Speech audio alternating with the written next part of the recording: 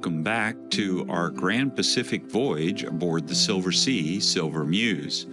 This is segment 4, part 4, and the last part of our cruise. This part will include stops in Picton, New Zealand and Nelson, New Zealand, 3 days at sea, and then on to Disembark in Sydney, Australia. We start this part with Picton, New Zealand. Picton is also known as the gateway to the beauty and majesty of the Marlborough Sounds and to the South Island of New Zealand. Picton lies on an offshoot of the scenic Queen Charlotte Sound, the easternmost sound of the Marlborough Sounds. Picton is a major hub in New Zealand's transport network, connecting the South Island's road and rail networks with ferries to cross the Cook Strait to Wellington and the North Island. The Picton urban area has a population of about 4,800. For our excursion today, we boarded a scenic catamaran for a cruise of the Queen Charlotte Sound.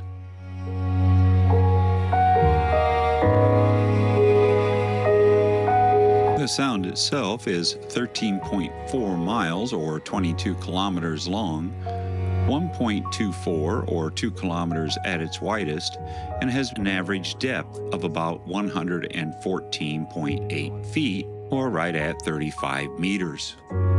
As it was, our method of seeing the sound was definitely the lazy man's version, because Picton is also considered the jumping off point for the trailheads of the Queen Charlotte Track, renowned hiking and cycling trail that meanders over one side of the Queen Charlotte Sound. The track is actually 45 miles or 73.5 kilometers long. That's over 3 times the actual length of the Queen Charlotte Sound itself.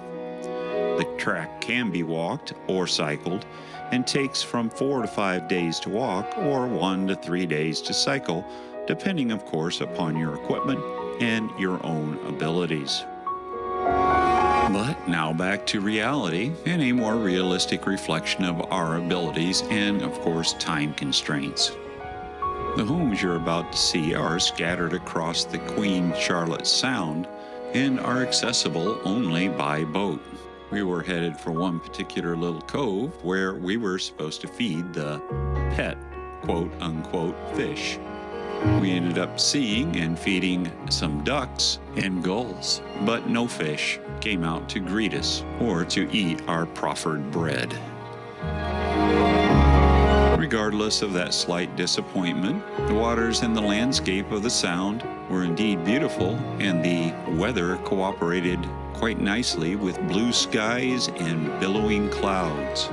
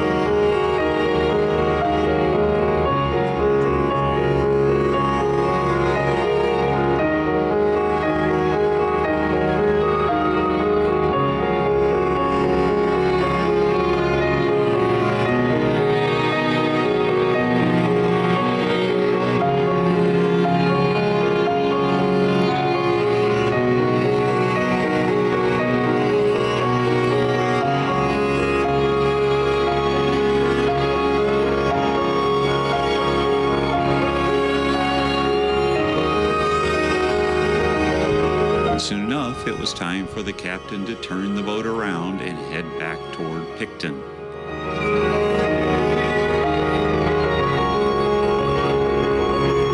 And heading back into the sheltered inlet, we caught another good look at the Silver Muse.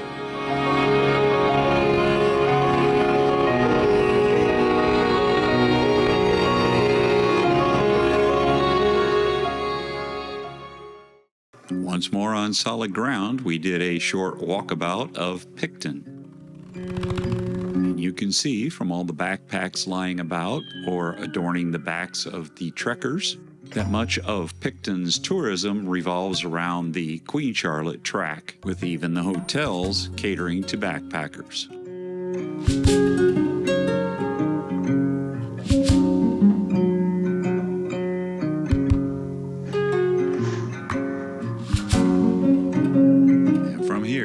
Back on our shuttle bus, back to the Silver Muse, and a beautiful sail away out of Queen Charlotte Sound, making way for our final destination in New Zealand, Nelson. Tucked right into the very top of New Zealand's South Island, Nelson is easy to miss. But Nelson is a fabulous town full of friendly people, gorgeous scenery, and no shortage of superlative food and wine. Nelson has long been a haven for artists and artisans and has many galleries and a very active artist scene. We had originally booked Discover Nelson on foot as our excursion, but because this was our last day in New Zealand, and because Nelson is also known as the gateway to the famed Marlborough wine region of New Zealand, we decided to switch excursions to the Nelson Wine Trail Indulgence, a 7-hour excursion that cost us $299 apiece. On this excursion, we were supposed to experience a cheese tasting and wine tastings in 3 different highly rated wineries, and even lunch in a Michelin star restaurant. But watch on, intrepid traveler, to see how it turned out. First stop on this trip is Appleby, New Zealand. We parked near the Grape Escape Cafe and hoofed it back to our goal, the Junction Cheese Shop. It was here that we would have our cheese tasting. And that cheese tasting started off very well, with some great selections of locally made cheese and a running commentary by the staff of the Junction. And here is where things started to go a bit wrong. We should have had almost a full hour here at the cheese tasting, but our driver/guide cut it short at around a half an hour. This was confusing not only to us, but also the owners of the Junction. This move left us with absolutely no time other than just stick our heads inside the shop, with no time to peruse and perhaps buy something from the Junction. But then it was off to our next stop, Neudorf Vineyards. Neudorf is a well-established vineyard and sits on a beautiful property. Our bus had to park on the highway, and we all had to take a walk up the long, winding driveway.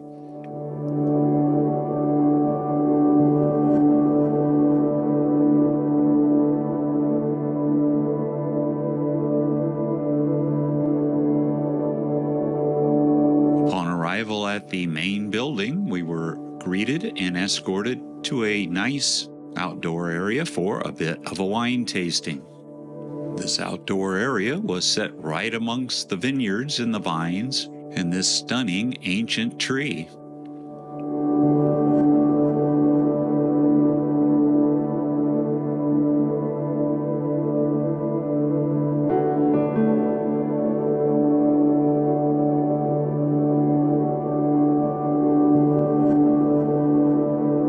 Once seated, we were treated to a lecture by one of the vintners.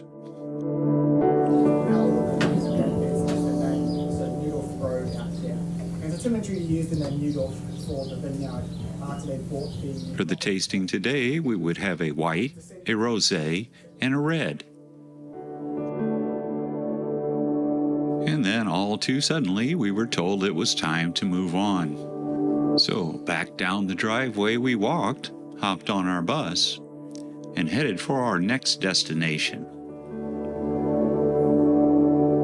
Our next stop was another pleasant stop at Moterra Hills, where this suddenly started to seem like the instructions on the back of a shampoo bottle.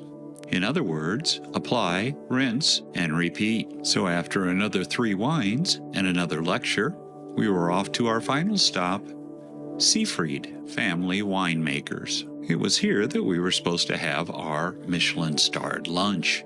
Now, it was Monday, and the sign said they were closed, and when I perused the menu at the front of the restaurant, it sure didn't look like Michelin-starred food. And then we were led through the restaurant to an open area, once more set amongst the vines, for more wine and this.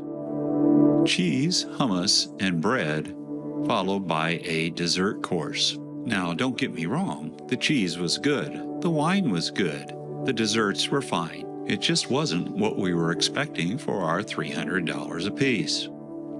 And with that said, it was a pleasant interlude, albeit a bit chilly. We were given little time to look through the wine shop and make purchases if we wanted, browse the small gardens, and soon enough, once more we were on our way back to the Silver Muse.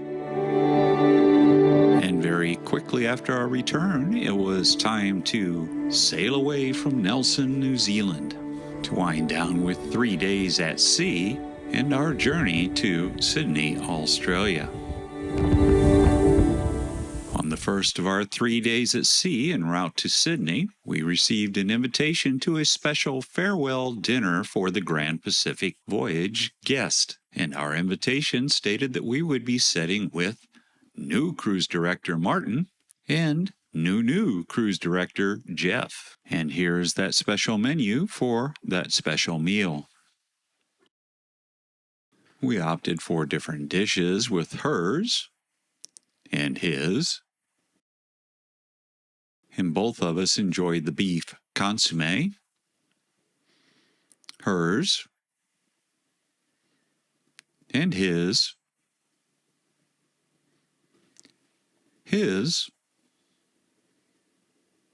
and hers. And here's a shot of some happy campers and our travel mates. And later on, as we steamed steadily towards Sydney, Australia, we went to see the show by headliner Ian Cooper.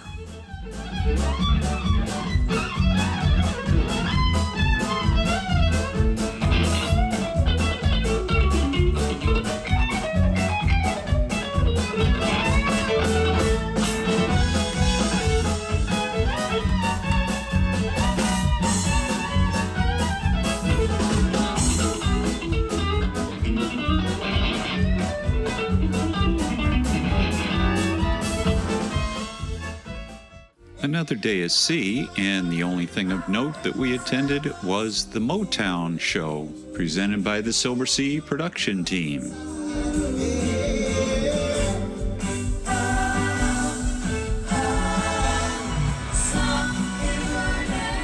And after that early show, it was back one more time to Atlantide for another wonderful dinner. Tonight, Song had a custom cocktail designed just for her after explaining what it was she wanted. Check out our upcoming dining and drink guide for more about the restaurants and bars on the Silver Muse. And after that wonderful dinner, it was up to the Panorama Lounge for a farewell show by new cruise director Martin.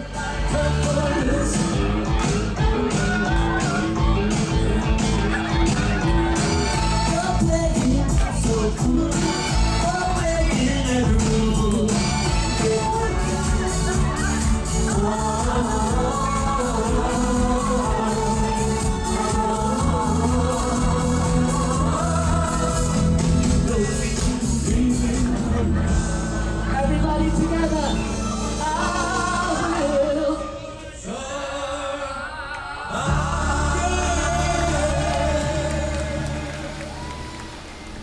And then it was our final day at sea before reaching our disembarkation port of Sydney, Australia. For lunch, it was the seafood extravaganza once more in La Terraza.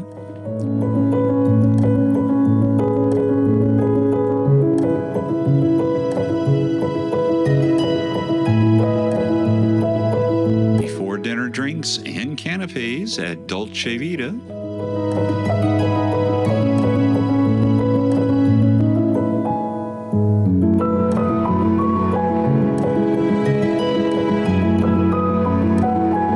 To Atlantide for our final night aboard the Silver Muse. She loved that custom cocktail so much she ordered it once more, and we went on to have another wonderful meal at Atlantide.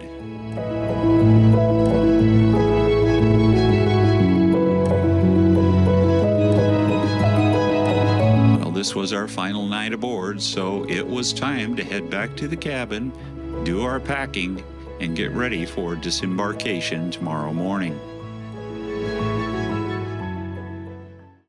And there it was. After 58 days, it was Disembarkation Day. Disembarkation was easy and by the numbers, with clear instructions on the chronicles that we received early the day before disembarkation. What we had to do and when we had to do it was clearly spelled out in the chronicles. Add that to the several reminders on luggage handling and rules about vacating the suite, along with the timings that were discussed several times during our 3 days at sea, and we were pretty much all set. Where we came in and where we had docked was not what we were hoping for. We wanted to dock at the cruise terminal right by the Opera House, which would have been an easy walk to our hotel. But instead, we docked at the White Bay Cruise Terminal some distance away. Now, luckily, we were being hosted for the next 2 weeks by my brother-in-law, who lives in Australia. After some gnashing of teeth, he found the White Bay Cruise Terminal, picked us up, and we were on our way to the Marriott Sydney Harbour Hotel. Now, before I sign off, I want to give you a couple of stats and information about our journey. This cruise of 58 days and 57 nights and 12,890 nautical miles may not be for everybody, but for the most part, and with few exceptions, we enjoyed every minute of it.